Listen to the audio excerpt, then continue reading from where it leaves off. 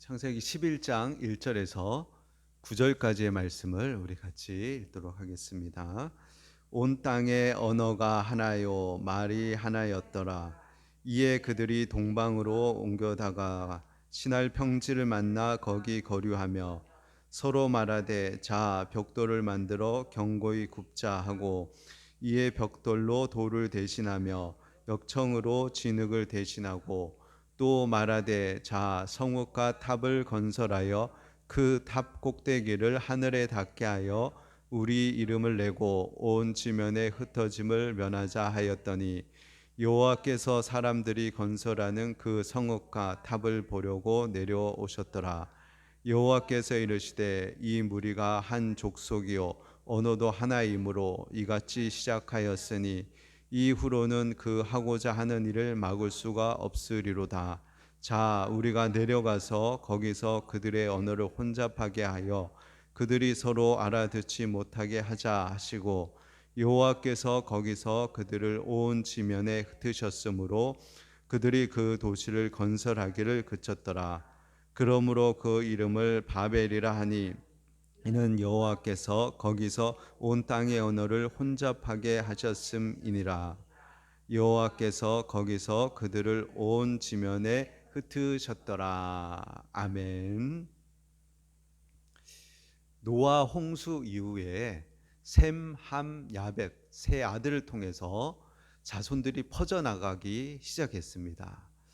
그런데 우리가 추정하기를 노아 홍수 이후에 방주가 머문 곳이 지금의 터키 땅에 있는 알아랏산이라고 이렇게 추정을 하고 있는데 그곳에서부터 이제 셈, 함, 야벳 족속들이 퍼져나가게 된 것이죠.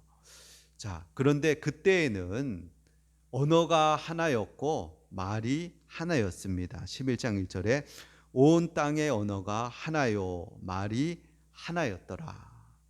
예, 똑같은 말을 쓰고 똑같은 언어를 사용했다는 것입니다.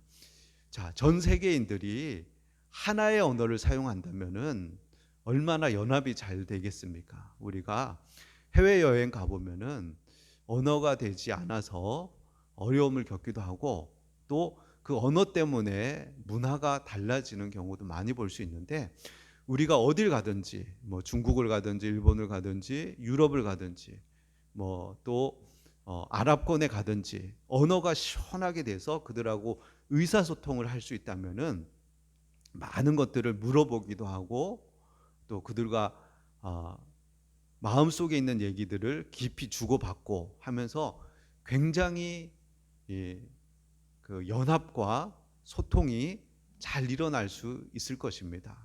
거기에 더 나아가서 더 깊은 철학적인 사고 어떤 사상들까지 세세하게 말을 주고받고 하면은 엄청난 시너지 효과를 가질 수 있었겠죠. 그러나 지금은 그러하지 못한 상황인데 예전에 셈, 함, 야벳 자손들이 퍼져나갈 때는 그때는 한 언어를 사용하고 또 똑같은 말을 사용했다는 것입니다.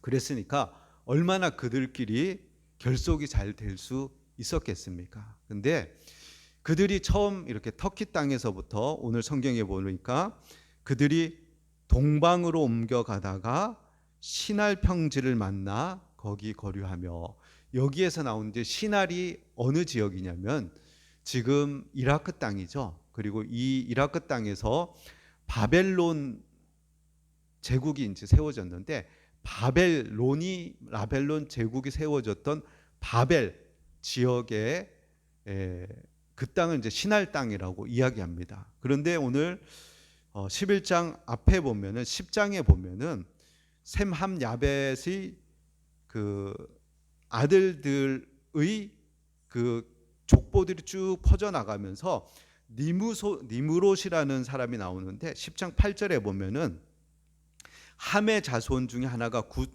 구스인데 8절에 보면 구스가 또 니무롯을 낳았으니 그는 세상의 첫 용사라. 그가 여호와 앞에서 용감한 사냥꾼이 되었으므로 속담에 이르기를 아무는 여호와 앞에 니므롯같이 용감한 사냥꾼이로다. 이 사람이 얼마나 용감한 사람이었는지 이 사람 이름 때문에 속담이 생길 만큼 대단한 장수였고 어떤 지도자였고 유명한 인물이었다는 것이죠. 그리고 10절에 보면 그의 나라는 신할 땅의 바벨과 에렉과 악갈과 갈렙에서 시작되었으며 그가 그 땅에서 아수르로 나아가 니느웨와 르호보딘과 갈라와 해서 이런 건설하고 그 건설한 성들은 큰 성읍이었다라고 이렇게 성경에 니므롯에 대해서 특별히 기록을 하고 있는데, 그리고 성경 말고 고대 문헌들을 봐도 고대 바빌로니아 그리고 아시리아의 시조로 니므롯을 이야기합니다. 영어 성경에는 이제 님노드라고 이렇게 표현이 되어 있는데, 이 님노드, 이 니므롯이 바로 이 신할 땅의 지도자, 왕으로 그가 있었다라고 우리가 볼 수가 있습니다. 그러니까 니므롯이 통치하는 그런 땅 가운데 사람들이 마음을 합쳐가지고는 탑을 쌓기 시작했다는 거예요. 성읍과 탑을 막 쌓고 있는 모습을 볼 수 있는 거예요. 근데 하나님이 보시니까 그들이 하는 것이 보니까 악하게 보시는 거예요. 성을 쌓고 탑을 쌓는 게 왜 악하냐면은 오늘 성경 보면은 자 4절에 이들이 이러한 마음을 가지고 성읍과 탑을 건설했거든요. 또 말하되 자 성읍과 탑을 건설하여 그 탑 꼭대기를 하늘에 닿게 하여 우리 이름을 내고 온 지면에 흩어짐을 면하자 하였더니. 자 이들의 마음 속에는 이들이 왜 탑을 쌓냐면은 자 앞서 이야기한 것 이해되시죠? 지금의 이라크 땅, 지금 신할 땅 바벨론 제국이 세워지는 그 땅 가운데로 사람들이 옮겨와서는 그들이 거기서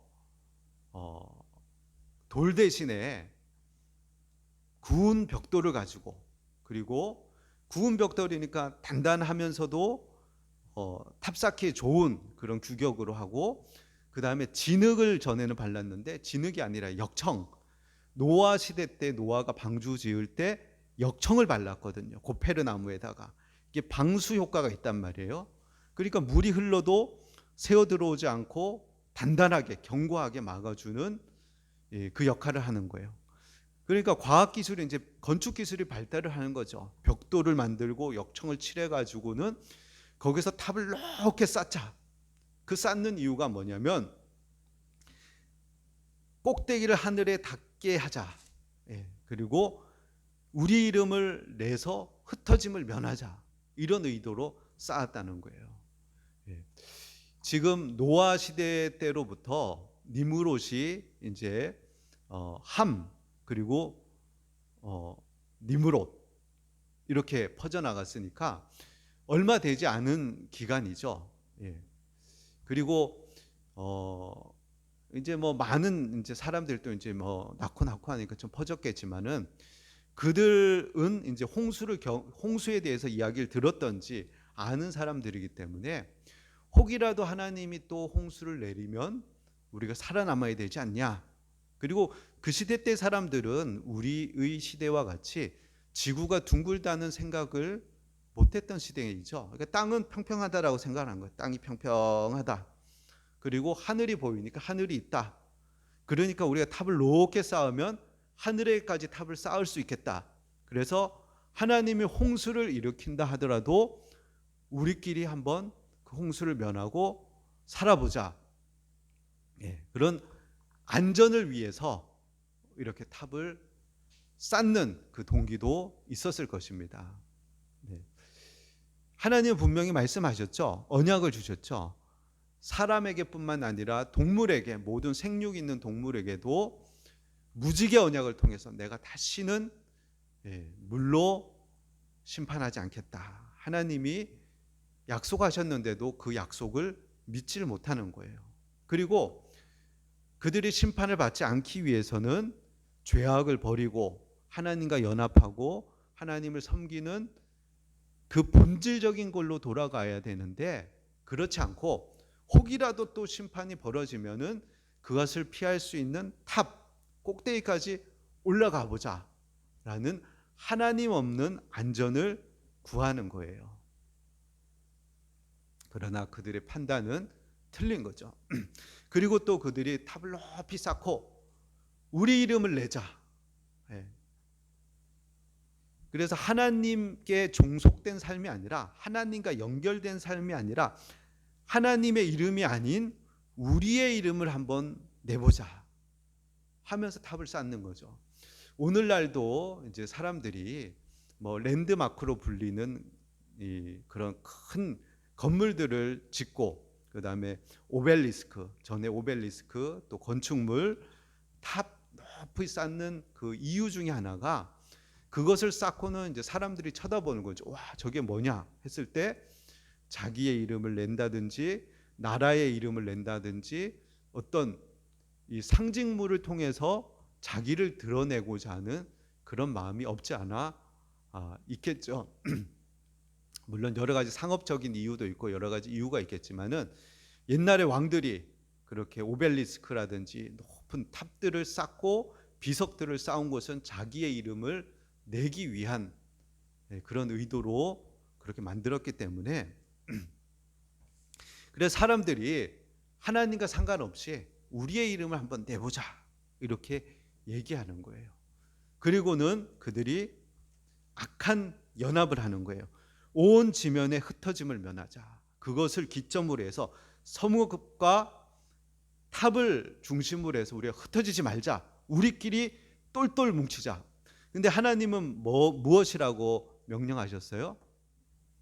예, 하나님은 생육하고 번성하여 땅에 충만하라. 하나님이 원하시는 것은 땅에 쭉 퍼져가지고 충만하게 퍼져 있는 것을 원하시는데, 흩어져 나가는 것을 원하시는데, 그들은 흩어짐을 면하자. 우리끼리 똘똘 뭉쳐서 우리끼리의 왕국, 제국을 이루자라며 연합하는 악한 연합을 이루고 있는 것이에요. 성경에도 보면은 하나님께서 교회가 복음을 땅끝까지 전파하라라고, 하나님이 교회가 흩어져서 복음을 전하고 이렇게 땅에 충만해 나갈 것을, 복음이 충만해 나갈 것을 명하는데, 사람들은 그러지 않고 예루살렘에서 자기들끼리만의 그 모임을 가지니까 하나님이 큰 핍박을 통해서 교회를 흩으시는 모습을 볼 수가 있죠. 하나님은 땅에 충만하게 퍼져 있는 것을 원하시기 때문에 그렇게 얘기했는데, 이들은 흩어짐을 면하자.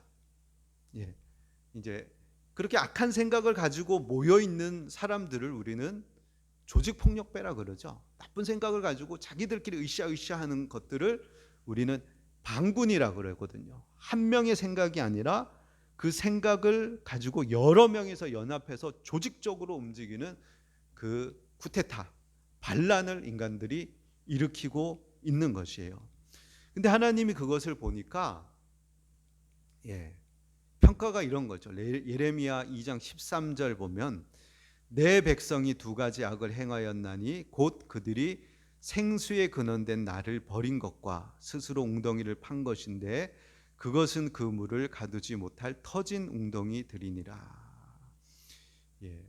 하나님이 이스라엘 백성을 향해서 평가를 하시는데, 두 가지 악을 행했는데, 하나는 생수에 근원된 하나님을 버린 것.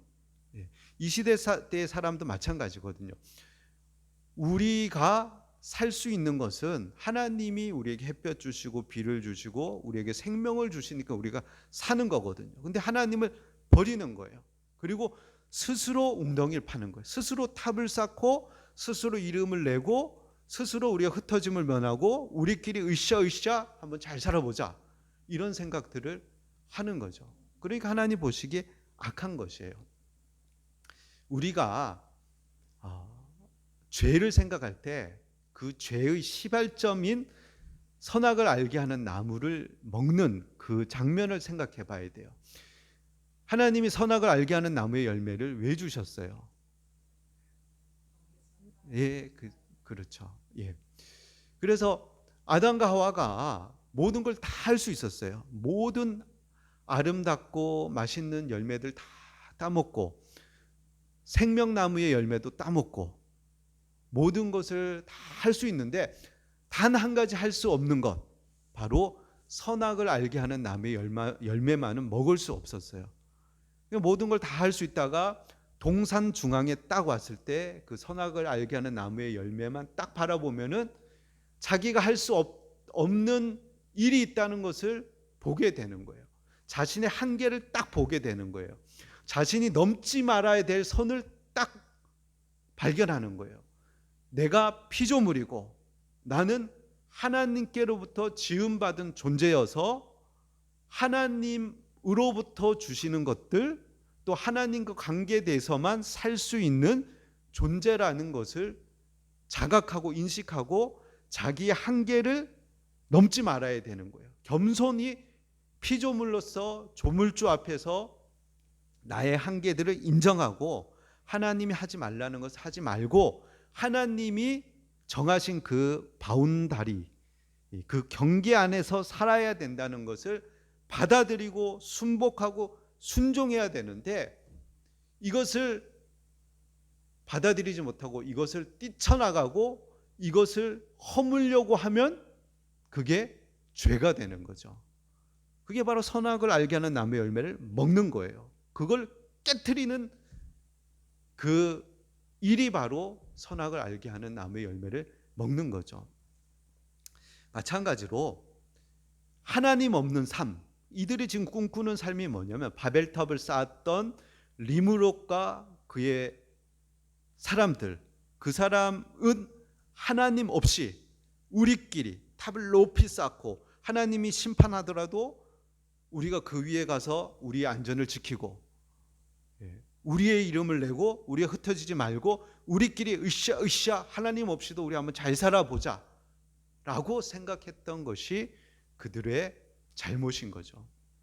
마치 오늘날에 어떤 러시아 사람들이 들으면 기분 나쁠지 모르지만 러시아와 같은 과학기술이 발달하니까 그들은 핵무기를 가지고 있고 군사력이 있으니까, 그리고 강력한 리더십, 리므롯과 같은 푸틴이 있고, 그리고 사람들이 으쌰 하니까 자기들만의 왕국을 세우는 거예요.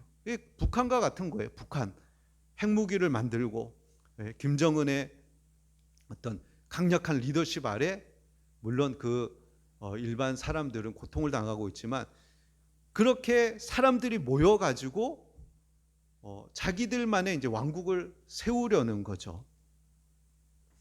이 바벨론 탑이 가능했던 이유도 바로 두 가지. 과학기술이 발달하는 거예요.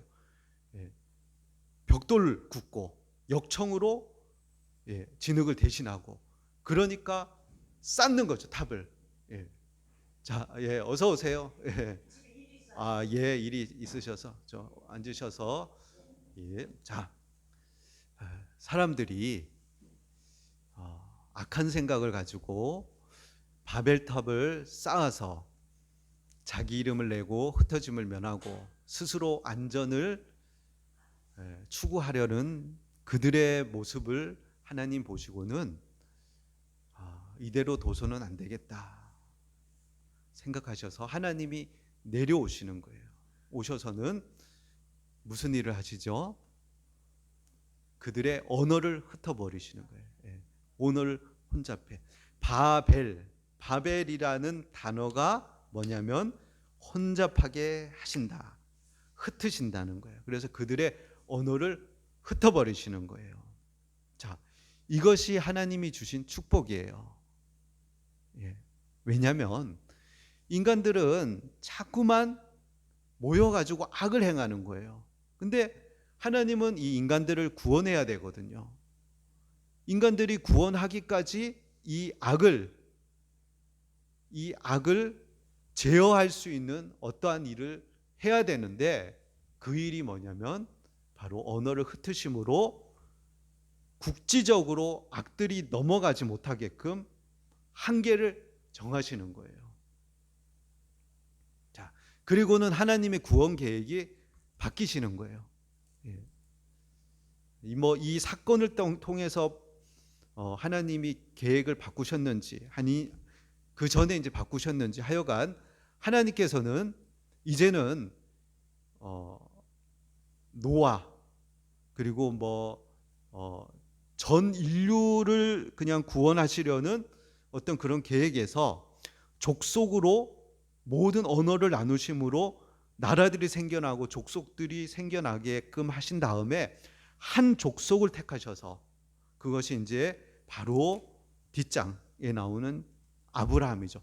아브라함을 택하셔가지고 그를 불러가지고 그를 통해서 한 족속을 만드시고 그 족속에게 하나님 말씀을 주시고 하나님이 그들의 하나님 되고 그들이 하나님 백성 돼서 관계를 맺으시면서 한 족속을 통해서 하나님이 누구신지를 경험하게 하시고 그 족속 중에 한 아들이 태어나서 그 아들이 여자의 후손으로 온 인류의 죄를 사하고 하나님께로 돌아갈 수 있는 길들을 여시는 메시아를 보내시면서 하나님이 한 족속에 관심을 갖고 한 족속과 관련돼서 구원을 이루어 가시는 그 구원의 계획과 방법들이 구체화되면서 한 족속으로 이렇게 함축되는 일들이 일어나는 것을 볼 수가 있는 거예요. 자, 그러고는 이 구원이 이 바벨탑 사건 이후로 모든 족속, 백성, 방언, 민족, 그래서 끊임없이 이제 계속해서 요한 계시록에 보면 족속, 백성, 나라, 방언, 방언. 그래서 이들이 쭉 흩어놓으셨다가 아브라함을 통해서 한 족속, 그리고 그게 구체화되는 것이 야곱, 이스라엘 통해서 왕들이 쭉 오다가 다윗, 그리고 쭉 오면서 하나님이 율법을 주시고 하나님 어떤 분인지 보여주시고 하나님 사랑하시고 하나님과 함께하는 삶이 뭔지를 보여주시다가 예수님을 이 땅에 보내셔서 그 예수님이 우리의 죄를 대신해서 십자가에 죽으심으로 우리의 모든 죄를 사하시고 우리를 구원하시는 그 일들을 하시는 거죠. 그리고 그때 다시금 언어를 통일시키시는 거예요. 언어를 흩으셨다가 다시금 언어를 모으시는데 스바냐서 3장 9절에 그때 내가 여러 백성의 입술을 깨끗하게 하여 그들이 다 여호와의 이름을 부르며 한 가지로 나를 섬기게 하리니. 죄 때문에 언어를 흩으셨다가 말을 통하지 않게 하셨다가 다시금 예수님으로 인해서 죄를 씻으시고 하나님의 영을 보내셔 그들이 한 가지 언어를 사용해서 하나님을 찬양하고 하나님을 섬기게끔 하나님 다시금 만드시는 거예요. 예수님이 이 땅에 오셔서 우리 죄를 대신해서 십자가에서 피를 흘리셔서 죽으셔요. 그렇게 십자가에서 우리를 위해서 죽으신 이유는 우리를 그의 피로 씻으시고 우리의 죄를 씻으시고 우리를 구원하기 위해서 예수님이 그 일을 하신 것이에요. 예수님이 십자가에서 죽으시고 끝나신 것이 아니라 죽은 지 사흘 만에 다시금 살아나셔요. 그리고는 40일 동안 그의 제자들에게 보이셔요. 의심 많은 도마에게는 심지어 내 못자국에 손가락을 넣어보고 내 창자국에 손가락을 넣어보고 그래서라도 믿을 수 있으면 믿어라 라고 보여주시고 동시에 500여 성도들에게 나타나서 500여 명에게나 동시에 보여주셔요. 그리고는 예수님은 하늘로 승천하시는데 승천하시기 전에 제자들이 보는 앞에서 승천하셔요. 하늘로 올라가셔요. 근데 올라가시기 전에 말씀하셔요. 예루살렘을 떠나지 말고 아버지께서 약속하신 것을 받을 때까지 예루살렘에 머물라고 말씀하시는데, 그것이 무엇이냐면 바로 성령이에요. 그러고 열흘 후에 120여 명의 성도들이 모여서 마가의 다락방에 모여 있을 때, 그리고 한 가지로 기도하고 모여 있을 때 하늘로부터 성령이 오시는데, 성령이 오니까 불의 혀처럼 갈라지는 것이 보이더니 120여 명이 다 성령이 충만해지는 거예요. 그러고 나가서 복음을 전하는데, 그때 사람들이 오순절이거든요. 오순절은 절기거든요. 오순절이 어떠한 절기냐면은 한 5월쯤에 있어요, 지금에. 근데 보리 추수를 마치고 밀 추수를 마치고 그 추수한 것을 가지고 하나님께 가지고 와서 감사의 예배를 드리는 것이 오순절인데, 우리는 이제 벼농사를 지니까 이제 추석, 이제 몇 주 후면 추석이 가장 큰 명절일지 모르지만 유대인에게서는 미리 주시기 때문에 오순절은 큰 명절이거든요. 그리고 하나님의 백성은 오순절이 되면 반드시 1년에 3차례 보여야 되는데, 오순절이 되면 와야 돼요, 성전에. 그러니까 주변에서 흩어져 있었던, 그러니까 이집트에 있다가 알렉산드리아에 있다가 그리스 지역에 있다가 이 어떤 바벨론 지역에 있던 사람들이 다 이 예루살렘 성에 오순절을 지키기 위해서 모여 있는데, 그때 사람들이 이야기를 하는데, 베드로가 설교를 하는데 한 가지 말로 설교를 하는데 그 사람들이 각각 자기 말로 듣는 거예요. 이 사람들이 자기의 언어, 리비아에서 온 사람, 또 이집트에서 온 사람, 구브로에서 온 사람, 그리스에서 온 사람들이, 아니 이 사람들이 자기네 나라 말을 배우지도 않았는데 이들이 얘기하는데 각각 자기 나라 언어로, 각각 자기 족속 언어로 그 이야기를 듣는 거예요. 근데 뭐라고 베드로가 설교를 하면, 너희들이 십자가에 못 박은 예수가 하나님의 아들이고 바로 그를 통해서 여러분을 구원하기 위해서 하나님이 보내신 메시아이다. 지금이라도 회개하고 예수를 믿어라. 이러한 설교를 듣는 거예요. 그러니까 사람들이 깜짝 놀라는 거죠. 그래서 어떤 사람은 술 취했다, 술 취해서 이런 얘기한다, 막 이렇게 조롱하는 사람도 있고, 어떤 사람은 그 설교를 듣고 3,000명이 5,000명이 하나님께 돌아오는 일들이 일어나는 거죠. 자, 바벨탑 사건. 인간은 그 죄성이 있기 때문에 생수의 근원인 하나님을 버리는 거예요. 하나님 버리고는 스스로 안전을 취하기 위해서 어떠한 행위를 하고, 스스로의 이름, 하나님과 관계없이 자기 이름을 위해서 탑을 높이 막 쌓고, 그리고 연합하는 거예요. 자기들끼리. 우리끼리 흩어짐을 면하고, 우리끼리가 좋으니까 우리끼리 하나님과 상관없이 으쌰 잘 살아보자라고 막 말을 하는 거예요. 과학기술과 어떤 통치의 그런 어떤 시스템들을 사용해서 그렇게 살고자 하는데, 하나님이 보시니까 야, 이러면 안 되겠다. 하나님은 내가 너희들 구원해야 되는데 악이 이렇게 막 급속도로 퍼져나가면 안 된다. 그러면서 언어를 쫙 흩으셔가지고 탑을 못 쌓게 하시고, 죄가 막 퍼져나가지 못하게끔 족속으로 분화시켜 버리는 거예요. 그러고는 한 족속인 아브라함을 택하셔가지고 그 아브라함을 통해서 하나님이 복음을 주시는 거예요. 그 예수님을 주시는 거예요. 그 예수님을 통해서 우리 죄를 씻으시고 성령이 오시는 거예요. 그 성령을 통해서 우리를 다시금 입술을 깨끗하게 하셔서 성령으로 하나가 되어서 하나님을 예배하고 찬양하며 구원받게 하시는 그 일들을 하나님이 하시는 거예요. 자, 오늘 말씀 생각하면서 하나님 없이 우리가 구하는 안전, 안 됩니다. 하나님이 아닌 우리의 이름을 높이려고 하는 것 안 됩니다. 또 우리가 흩어짐을 면하고 우리끼리 좋습니다 라고 하면 안 됩니다. 복음을 전하고 흩어지고 나누어져서 나아가야 되는 그런 삶을 살고, 예수님을 통해서 우리가 거룩한 입술로 예수님의 복음을 전하는 그러한 삶을 사는 저와 여러분이 되기를 예수님의 이름으로 축원드립니다.